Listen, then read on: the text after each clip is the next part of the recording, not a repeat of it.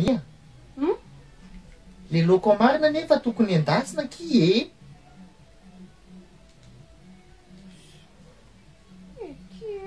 tokony efa karakarainy io fa le andro efa miala ihany. Fa meno manao inona fotsiny? Za ty mbola mandefa mesazy any tonton.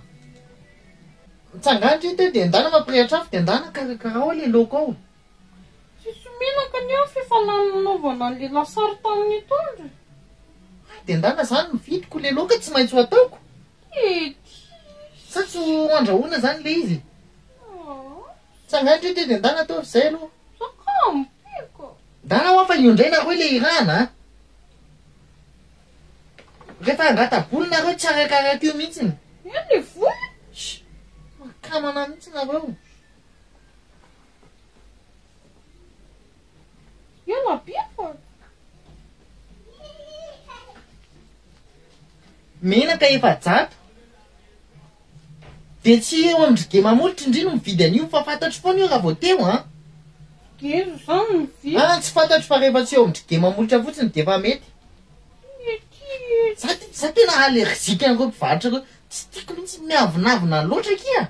Rehefa impiro mifamaly amin'ireo ako. Menaka mitovy daholo io na iza na iza. Fantatro mifatra an'io menaka io vao eto eo amin'ny mamolitra. Dia miteny andria zay. Ny andra iny volako tsy omeko olona miavonavona izany. Ka tsy vola tsy tirany ako hamelomako andro mamolitra menakavy. Eny tsisy mpivarotra mivoha mihitsy ihany ka. Tsisy mivarotra mivoahoana dia tsy mitondra zany ry. Tsisy kozy nareo aza mividy eo amin'ny mamolitra. Mpivarotra be dia be raka nandohany fotsy reo ve dia tsy mahita mihitsy ndry. Efa hoe tsisy mivoha. Zay nareo zay rehefa le irana dia nakamoana reo ny ampiarina dia mijanona mivarotra ray nareo dia milaza fa tsy mahita. Indana neno mijery raha tsy matoky.